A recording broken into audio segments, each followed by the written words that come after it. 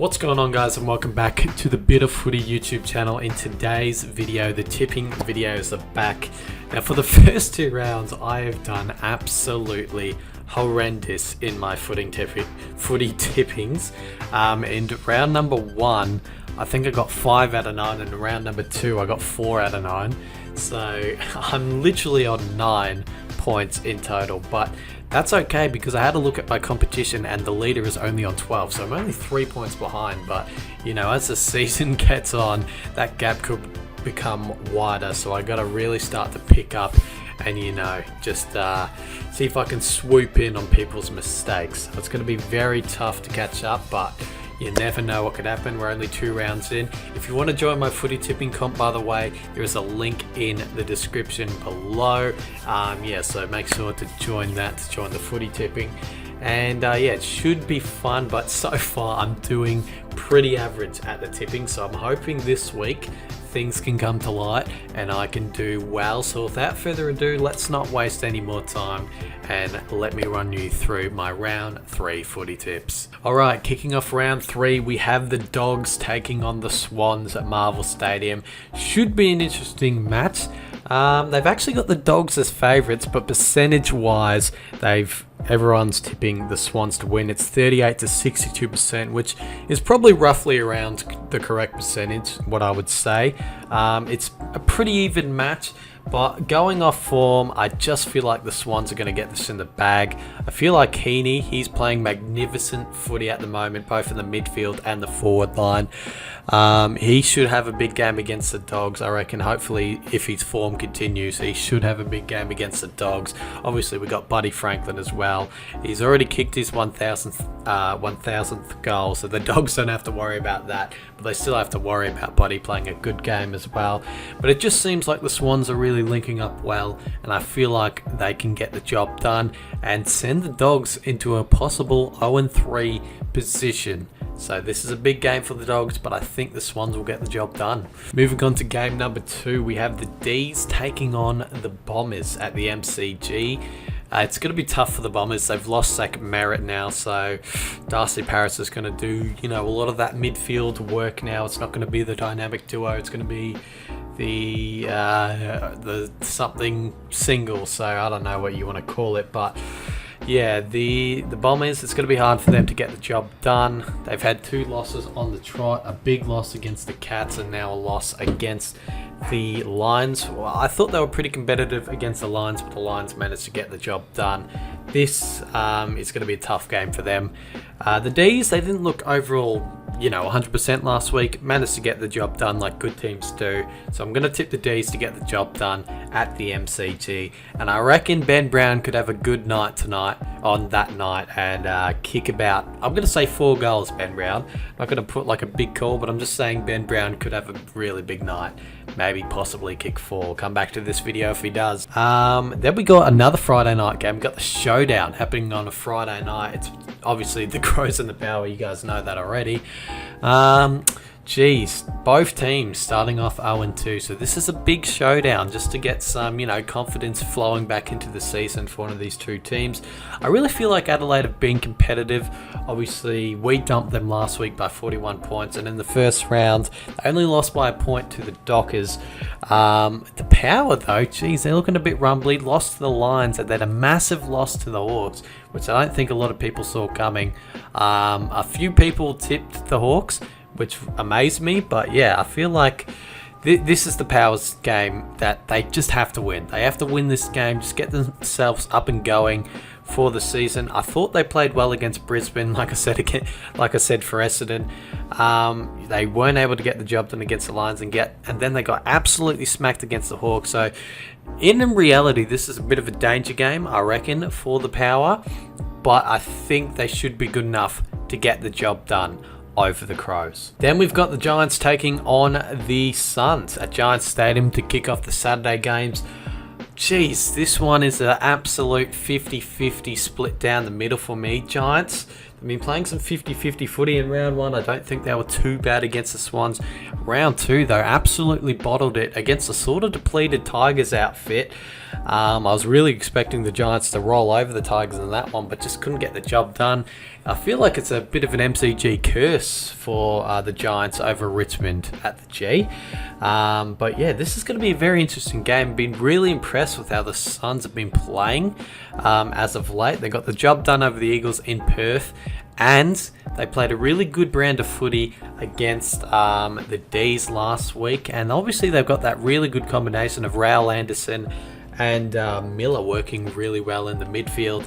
So this is another danger game for the Giants. They wouldn't want to start off 0-3, and I don't think they are. I think the Giants should get the job done at home.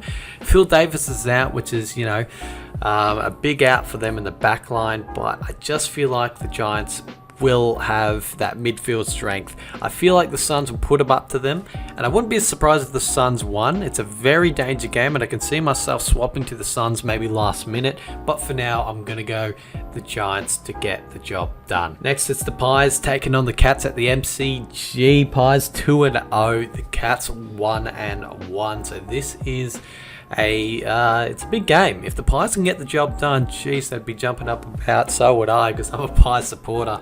I don't think we'll be able to get the job done though. It's going to be a very interesting game to see, because obviously the Pies have had 2 wins, but not against not against top 8 opposition. I wouldn't say the Crows are in top 8. I would say going at the moment probably Saints mid-table, but if they finish top 8, then that's great for our cause, for the Pies cause, because we beat them. But yeah, I feel like the Cats are going to come out hungry this week. Big disappointing loss over the Swans last week. Got absolutely done on speed, on just the Swans forward line entry, the Swans forward line pressure as well.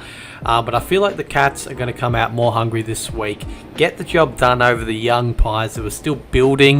It's going to be a massive test for the Pies. If we could get the job done, I will be really happy. It's a massive test, but I think the Cats will be able to get the job done over us, sadly. Then we got the Lions taking on the Roos at the Gabba. I think the Lions will get the job done. Not really much to say about this game. The Lions are looking really good this season, so my top 4 prediction for them is looking sweet at the moment, unless they have a hiccup.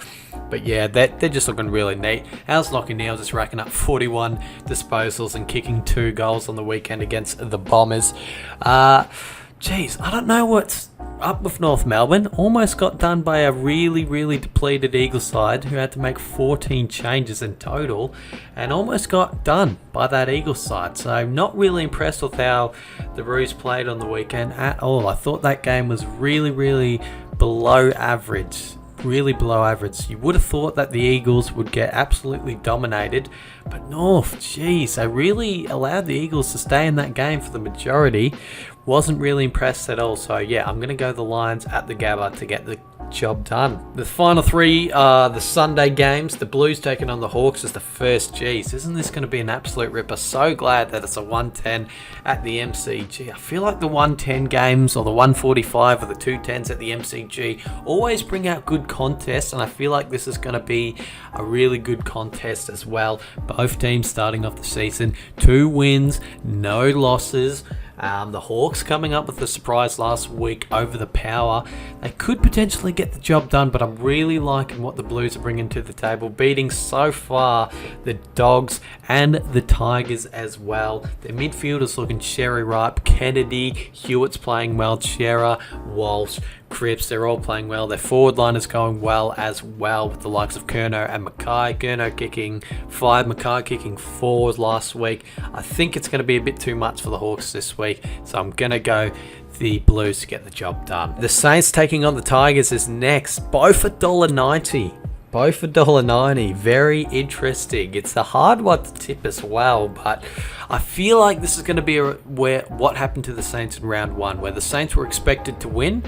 They're not really 100% expected to win in this game, but I feel like the Tigers are going to come to Marvel Stadium, a stadium that they apparently hate playing at, and be able to get the job done. Really impressed. Really thoroughly impressed with how the Tigers played against the Giants.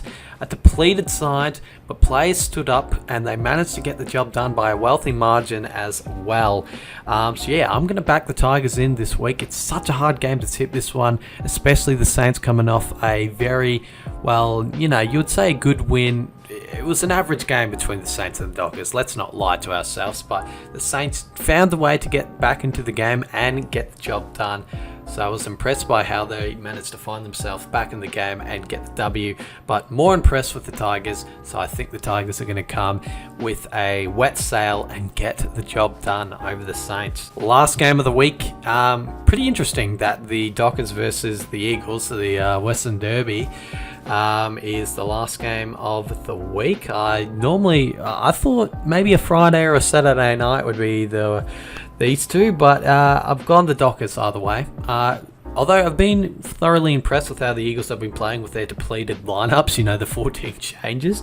Been impressed with how they've been going, but been more impressed with the Dockers so far, and I feel like, the Dockers should be able to get the job done.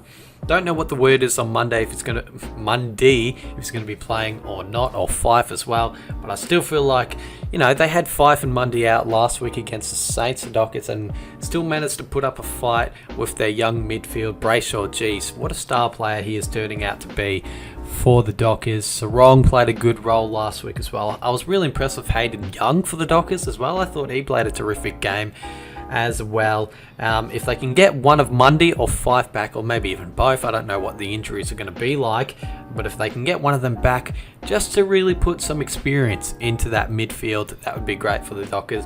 Even if they don't play, I still feel like the Dockers will get the job done over the Eagles in that one. There you go, ladies and gentlemen. Those are my round 3 tips done and dusted. Like I said at the start, if you want to join my footy tipping competition, feel free to do so via the link in my description. And have a wonderful day. Cheers.